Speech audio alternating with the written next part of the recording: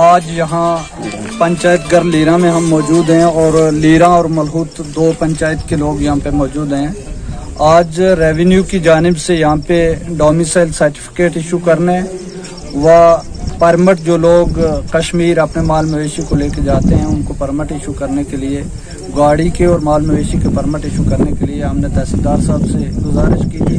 چونکہ درحال میں red zone ہے, وہاں لوگ جا نہیں سکتے تھے اور لوگ اپنی جگہ پریشان ہوئے تھے. ادھر ایڈورٹائزمنٹ بھی ہو چکی تھی اور ساتھ ہی لوگوں کو ابھی اپنے مال مویشی کو لے کر کے جانا تھا ڈوک میں.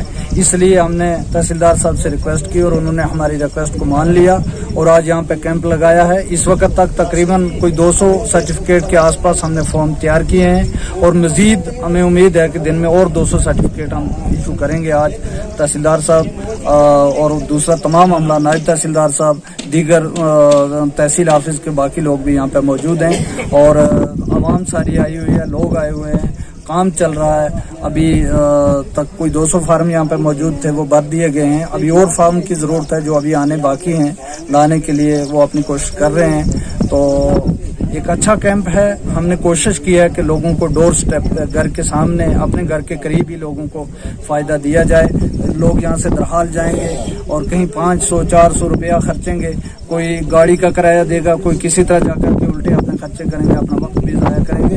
وقت بچانے کے لیے ہم نے کوشش کی ہے کہ ہم لوگوں کو ان کے گھر کے قریب ہی یہ سویدھا دلوا سکیں اور تحصیلدار صاحب نے اور دیگر عملے نے اس میں بڑھ چڑھ کے ہماری مدد کی ہے اور وہ یہاں پہ آئے ہوئے ہیں. مجھے امید ہے کہ آج ہم بہت سارا کام نپٹا لیں گے. اور بھی بہت سارے سرٹیفکیٹ جیسے انکم سرٹیفکیٹ یا دیگر جو کوئی سرٹیفکیٹ لوگوں کو پرمیشن ضرورت تھی, کسی کو فنکشن کی یا کچھ, وہ بھی یہاں پہ اس وقت دے رہے ہیں تحصیلدار صاحب.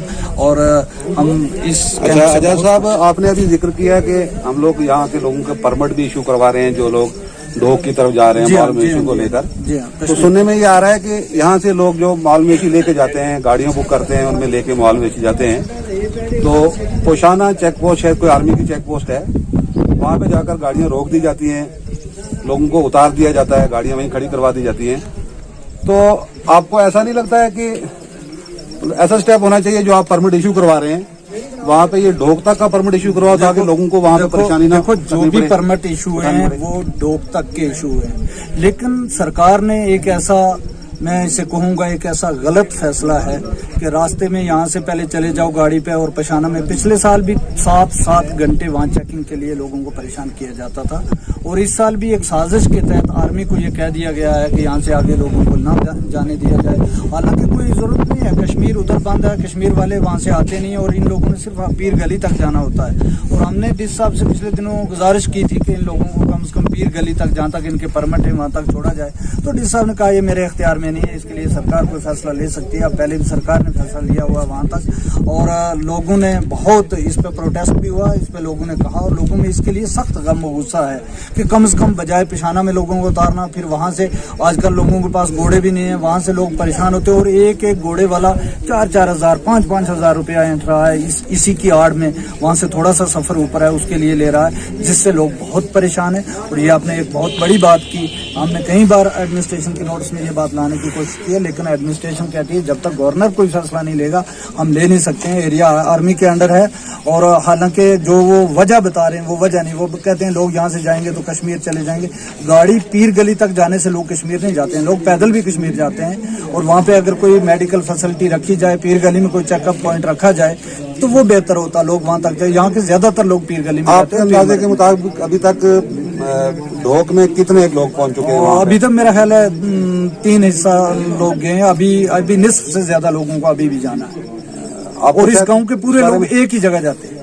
یہاں کے بہت سارے لوگ بھی گئے ہوں گے اور آپ شاید ایسے بھی جانکاری رکھتے ہوں گے وہاں پہ کہ وہاں پہ جو لوگ جا رہے ہیں سرکار نے کیا ان کو کوئی طبی سہولیات فراہم کی ہے؟ کوئی سہولیات نہیں. سرکار نے کہا تھا ہم وہاں پہ آپ کو راشن دیں گے, ہم وہاں پہ آپ کو طبی سہولیات دیں گے, ڈاکٹر دیں گے. کوئی آدمی وہاں نہیں, وہ صرف اللہ کے رحم و کرم پہ وہ لوگ اس وقت وہاں پہ ہیں. وہاں پہ کسی قسم کی کوئی میڈیکل چیک اپ کی ٹیم نہیں ہے, کسی قسم کا کوئی نہیں ہے, اور نہ ہی سرکار نے اس وقت تک کوئی ان لوگوں کے کھانے پینے کی. سرکار نے ایک تو راستے میں روک لیا ان کو, وہ اپنا کھانا لے جا نہیں سکتے. اور دوسرے سرکار نے کہا تھا ہم وہاں پہ ان کو راشن سپلائی کریں گے, اس قسم کا کچھ نہیں ہوا. کوئی سہولت کسی قسم کی کوئی سہولت. اچھا, آپ کو کیا لگتا ہے آج یہاں پہ اس کیمپ پہ جتنے لوگ یہاں پہ جمع ہوئے ہیں ان سب کے जो मसाइल हैं वो हल हो जाएंगे आज के दिन?